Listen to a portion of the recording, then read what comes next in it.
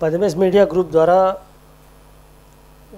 पिछले वर्षों में भी कुछ दर्शकों के मनोरंजन के लिए कॉन्टेस्ट कराए जाते रहे। इसी कड़ी में 25 जुलाई से 25 अगस्त तक करीब एक माह हमारे द्वारा पद्मेश इंस्टा रील कॉन्टेस्ट का आयोजन किया गया था, जिसमें लगभग 1500 प्रतिभागियों ने हिस्सा लिया था और उसमें से लगभग 100 प्रतिभागियों जिन्होंने भाग लिया था, उनकी जो मनोरंजक प्रस्तुति थी उसे हमने पद्मेश 24/7 न्यूज़ चैनल पर प्रतिदिन 3 प्रतिभागियों को दिखाया था।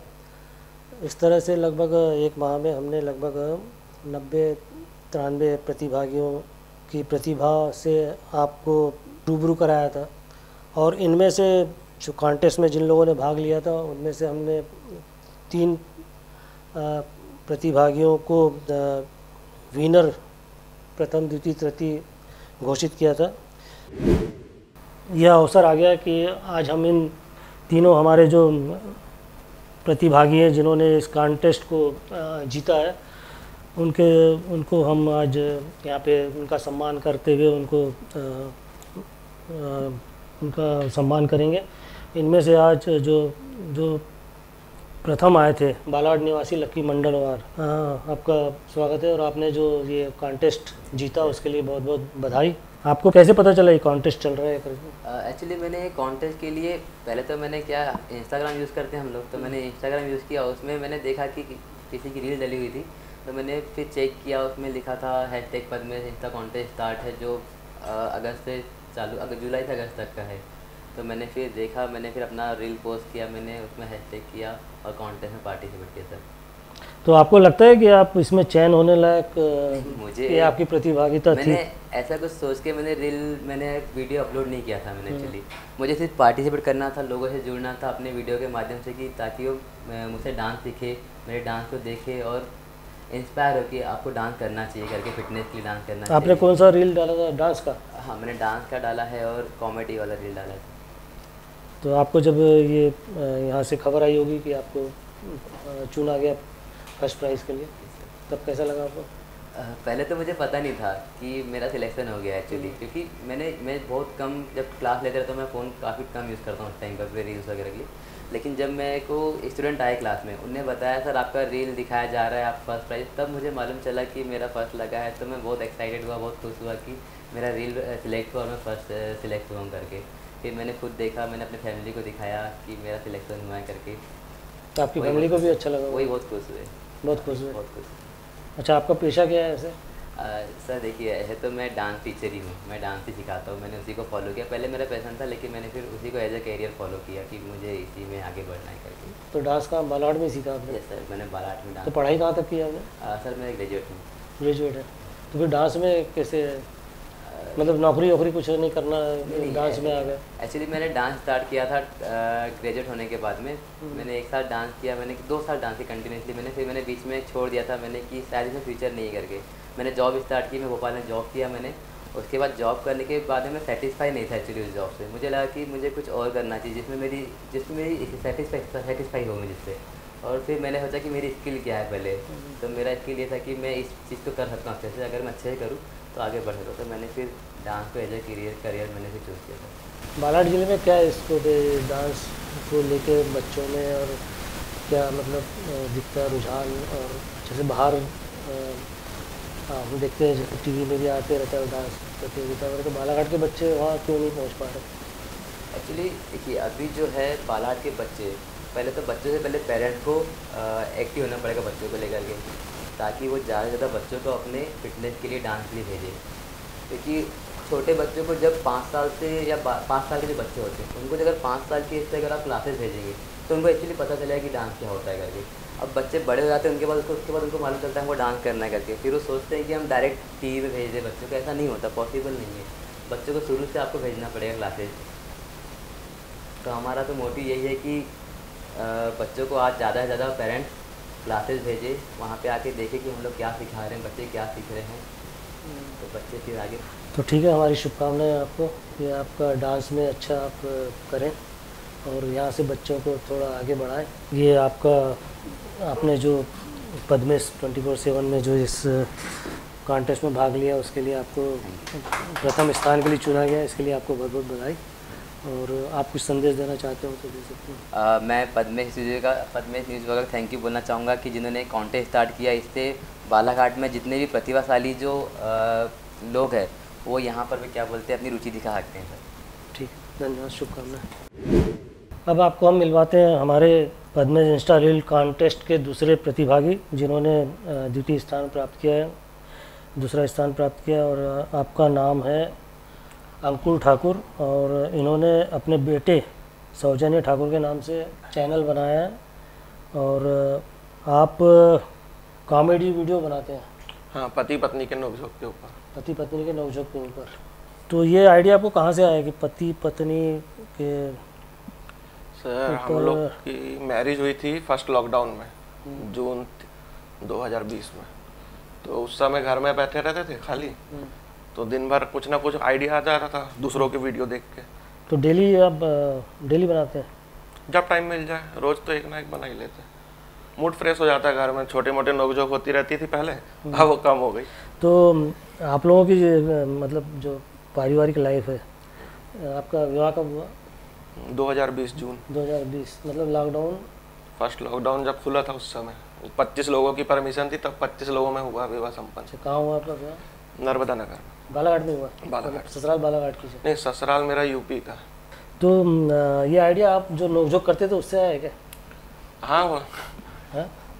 असली में हुआ क्या, हम लोग शुरू से ही बालाघाट के यानी एमपी के रहने वाले हैं और यूपी में मेरा ससुराल है, तो इनकी लैंग्वेज थोड़ी डिफरेंट हो जाती थी शुरू में। तो बोलने का तरीका जैसे यहाँ अपन बोलते हैं ना कि सर वो कब गिर जाएगा, गिराओ मत, ये बोलेंगे हाँ और गिरा दे उसको, गिरा दे, थोड़ा उल्टा हो जाता बोलने का। खड़ी भाषा है, तो उससे तो उस समय बुरा नहीं लगता था आपको? तो शुरू में समझ में नहीं आता था, पर बाद में फिर उसी को चेंज करके ऐसा बनाया। तो नोकझोंक सही में होती है नहीं होती है? होती है, थोड़ी बहुत होती है। तो उसी को उतार देते हो वीडियो में क्या? जी हाँ। तो ये जो पद्मेश का जो एक कॉन्टेस्ट हुआ है, इंस्टा रील कॉन्टेस्ट, ये कैसे पता लगा आपको?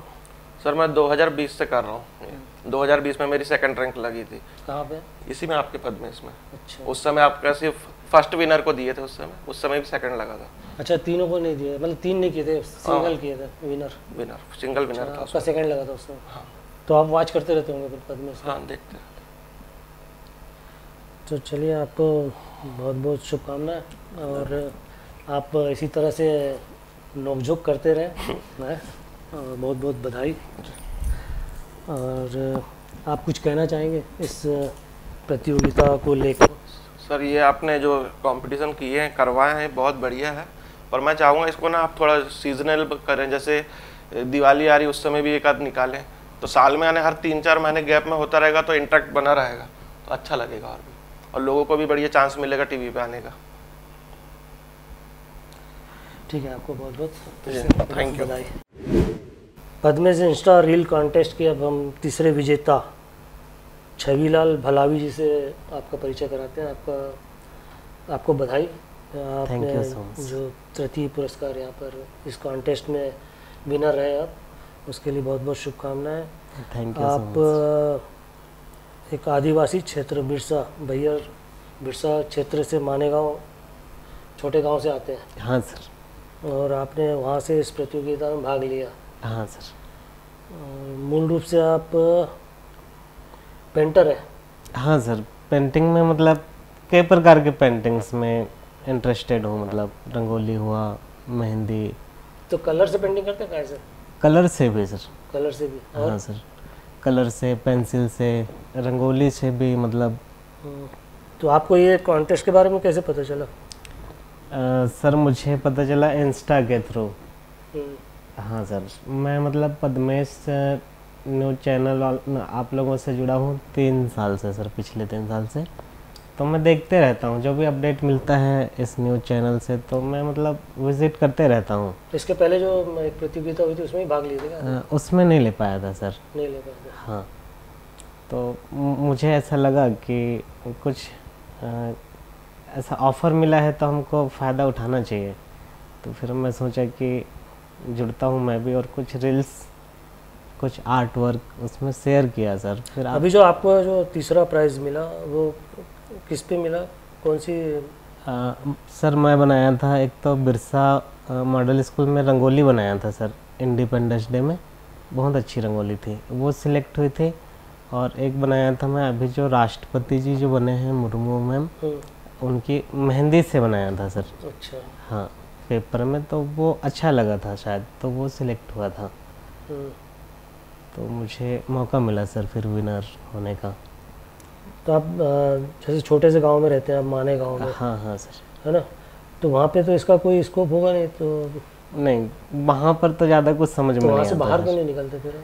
वहाँ से सर कुछ पाबंदियाँ, कुछ रिस्पॉन्सिबिलिटी है घर की, इस कारण मैं निकल नहीं पा रहा हूँ वहाँ से। तो इतना काम मिल जाता है कि आपका रोजी रोटी चल जाती है? सर मैं सोशल मीडिया से जुड़ा हूँ तब से, मतलब अब काफ़ी अच्छा हो गया है काम, बाहर से भी ऑर्डर आते रहते हैं। ऑर्डर आते हैं बाहर से? बहुत ऑर्डर आते हैं सर। मतलब प्रोफेशनली आपने ये काम चालू कर दिया अच्छे से? हाँ सर, ये काम मैं 4 साल पहले ही किया। इसके पहले पेंटिंग वगैरह का करता था, उसमें बेनिफिट नहीं समझ में आ रहा था सर ज़्यादा। तो इस फील्ड से जुड़ा तो इसमें मतलब सीजन में काफ़ी अच्छा काम हो जाता है सर। रंगोली वाले में स्कोप मिल रहा है आपको? काय मिल रहा है? मेहंदी में सर। मेहंदी में? हाँ सर, तो इसमें आउट ऑफ स्टेट में भी करके आ गया हूँ सर काम। मतलब तो फिर बाहर जाना पड़ता है इसके लिए? जाना पड़ता है सर। जाना पड़ता है? हाँ सर। तो आप बाहर जाते रहते हो मतलब? हाँ, बाहर जाते रहता हूँ सर। हमारी शुभकामनाएं आपको कि आपका ये जो कलाकारी है आपकी, मतलब जो कलाकृतियाँ हैं आपकी, आप में जो हुनर है, हाँ सर, इसको आप अच्छी से और आगे संवारें और आगे बढ़ें, इन्हीं शुभकामनाओं के साथ।